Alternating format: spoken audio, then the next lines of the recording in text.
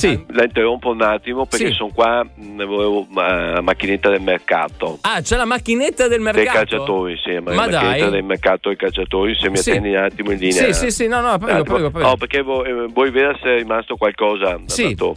Sì. Buongiorno, come funziona sta macchinetta qua? Grazie. Buongiorno mister, benvenuto alla macchinetta dei giocatori. Che giocatore volo mister?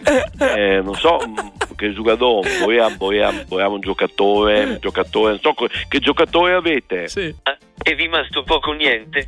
Abbiamo giocatori svincolati, giocatori da reality show, giocatori con la pancetta, giocatori che non vuol nessuni, giocatori coi piedi di compensato, cadenassi, ossi da brodo, giocatori del giovedì a calcetto solo per maiar la pizza, giocatori bravini mai costa che club allenito? Alleno a Verona, la Sverona.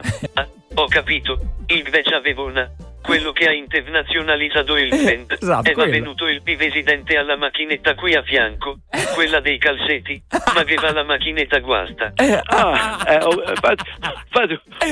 Ho visto che era senza cassetti.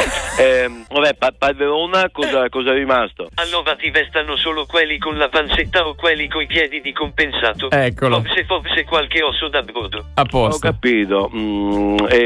Parlerò col direttore sportivo allora. Sì. Chi è il direttore sportivo?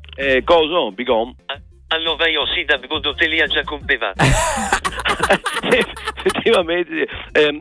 Vabbè, ho capito. Vabbè, allora, riferirò questo nostro pensiero. Questo è il nostro pensiero. Beh, dai, soprattutto. porta pazienza. Sei un bravo mister e se rimani stancheviente fai un bel campionato. Quello lo spero, stiamo costruendo l'ossatura. Ascolta, senza che te arrabbi, Sì. posso dirti una roba. Di me, prego, mi dica. E tanto già lo so che l'anno prossimo giochi di sabato.